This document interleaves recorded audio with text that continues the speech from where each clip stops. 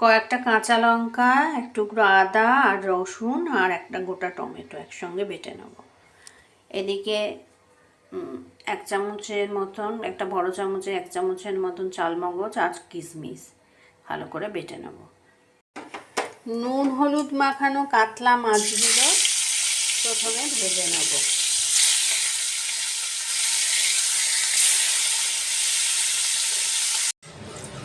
তেজপাতা, লবঙ্গ, দারচিনি, ছোটো এলাচ সব ফোড়ন দিয়ে নিলাম। এবার কুচনো পেঁয়াজটা দিয়ে দেবো। আদা রসুন টমেটো লঙ্কার পেস্টটা দিয়ে দিলাম, অর্ধেকটা দিয়েছি, অর্ধেক পরিমাণে দিয়ে দিলাম। কিশমিশ আর চাল মগজের পেস্টটা দিয়ে দিলাম, পুরোটাই দিয়ে দিলাম। ভালো করে কষিয়ে নেব।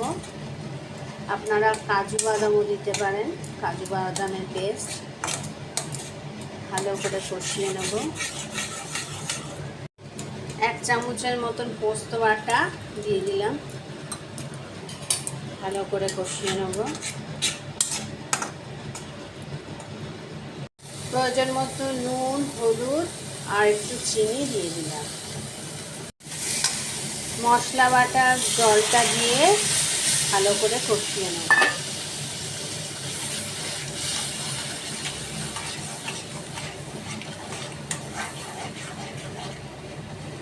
ওপর থেকে একটু জয়ত্রী, একটু জায়ফল গুঁড়ো করে দিয়ে দিলাম, সামান্য একটু রোজ ওয়াটার, অল্প সামান্য করে ভালো করে কষিয়ে নেব। ভাজা মাছগুলো এবার দিয়ে দিলাম, উপর থেকে একটু গরম মশলা ছড়িয়ে দিয়ে নামিয়ে। কাতলা মাছের কোরমাটা আমার এরম হয়েছে।